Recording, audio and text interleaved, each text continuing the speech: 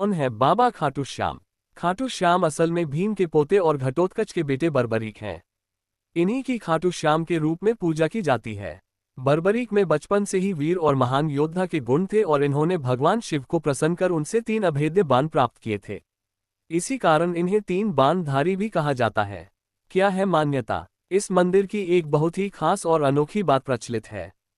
कहा जाता है कि जो भी इस मंदिर में जाता है इसे बाबा श्याम का हर बार एक नया रूप देखने को मिलता है।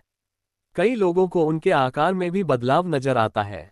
महाभारत के युद्ध के दौरान बर्बरीक ने अपनी माता अहिलावती के समक्ष इस युद्ध में जाने की इच्छा प्रकट की। जब मां ने इसकी अनुमति दे दी तो उन्होंने माता से पूछा, मैं युद्ध में किसका साथ दूं?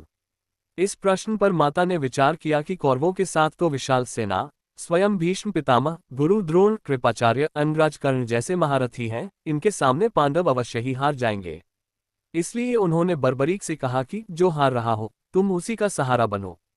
बर्बरीक ने माता को वचन दिया कि वह ऐसा ही करेंगे और वो युद्ध भूमि की ओर निकल पड़े।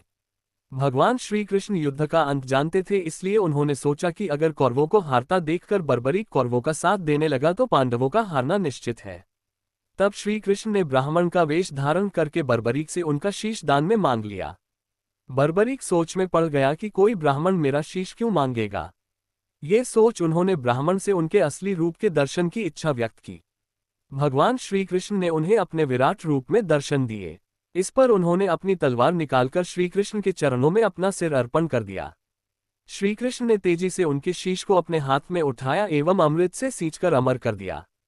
उन्होंने श्री कृष्ण से संपूर्ण युद्ध देखने की इच्छा प्रकट की, इसलिए भगवान ने उनके शीश को युद्ध भूमि के समीप ही सबसे ऊंची पहाड़ी पर सुशोभित कर दिया, जहां से बर्बरीक पूरा युद्ध देख सकते थे।